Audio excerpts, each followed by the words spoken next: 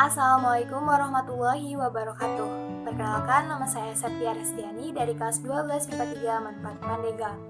Di sini saya akan menjelaskan materi mengenai pengisian dan pengosongan kapasitor guna memenuhi tugas mata pelajaran fisika yang ditugaskan oleh Bapak Iwan Setiawan. Sebelum membahas materi lebih lanjut, alangkah lebih baiknya kita mengetahui sejarah singkat mengenai kapasitor. Perlu teman-teman ketahui bahwa pada awal mulanya kapasitor ini sering disebut dengan kata kondensator. Akan tetapi seiring berjalannya waktu, banyak masyarakat yang menyebutnya dengan kata kapasitor. Nah, apa sih kapasitor itu? Jadi, kapasitor adalah suatu alat yang dapat menghasilkan energi atau bisa dikatakan dapat menyimpan energi di dalam suatu medan listrik dengan cara mengumpulkan ketidakseimbangan internal di dalam suatu muatan listrik tertentu. Nah, ternyata kapasitor ini mempunyai satuan loh. Nah, satuan kapasitor ini sering disebut dengan satuan farad. Teman-teman bertanya-tanya kan, kenapa satuan kapasitor ini disebut dengan farad? Nah, karena penemu kapasitor ini adalah Michel Faraday, maka satuan kapasitor ini disebut dengan farad. Akan tetapi, kan di sini terjadi dua penyebutan. Yang pertama ada kondensator dan yang kedua ada kapasitor. Sudah kita ketahui bahwa penemu kapasitor itu adalah Michel Faraday. Nah, siapa sih yang menyebutkan pertama kali kata kondensator? Jadi, yang pertama kali menyebutkan kata kondensator adalah Alessandro Volta.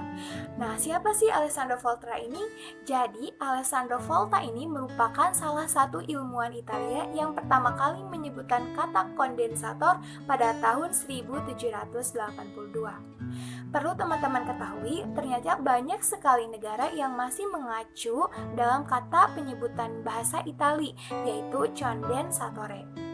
Dan juga untuk negara Indonesia dan negara Jerman itu menyebutnya dengan kata kondensator. Sedangkan untuk negara Prancis menyebutnya dengan kata condensateur dan untuk negara Spanyol menyebutnya dengan kata condensador. Nah, kondensator ini diidentikan mempunyai dua kaki dan dua kutub, yaitu kutub positif dan kutub negatif, serta memiliki cairan elektrolit. Dan cairan elektrolit ini biasanya berbentuk tabung loh. Pada umumnya, kapasitor terbuat dari dua buah lempengan konduktor yang di tengahnya disisipkan oleh lempengan isolator yang sering disebut dengan dielektrium. Apabila suatu kapasitor dihubungkan dengan sumber arus arah, maka dalam beberapa waktu dekat kapasitor tersebut akan diisi dengan aliran listrik. Nah, kondisi inilah yang disebut dengan pengisian kapasitor. Akan tetapi, jika kapasitor sudah penuh, maka otomatis arus listrik akan berhenti. Bila hubungan ke kapasitor ditukar polaritasnya, maka muatan listrik akan kembali mengalir keluar dari kapasitor. Tegangan listrik pada kapasitor besarnya berbanding lurus dengan muatan listrik yang ada dalam kapasitor. Nah, hubungan ini bisa ditulis dengan V sama dengan Q per C. Kapasitansi dari suatu kapasitor bisa didefinisikan sebagai perbandingan jumlah muatan dengan beda potensial antara konduktor. Atau dengan kata lain, kapasitansi adalah jumlah muatan dibagi dengan beda potensial. Nah, ternyata kapasitansi ini didefinisikan sebagai kapasitas sebuah kapasitor yang memerlukan muatan 1 coulomb agar beda potensial 1 volt pada kedua pelat.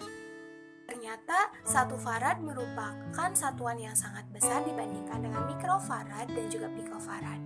Perlu teman-teman ketahui bahwa 1 farad itu mempunyai nilai 106 mikrofarad dan 106 mikrofarad ini mempunyai nilai 10.200 picofarad.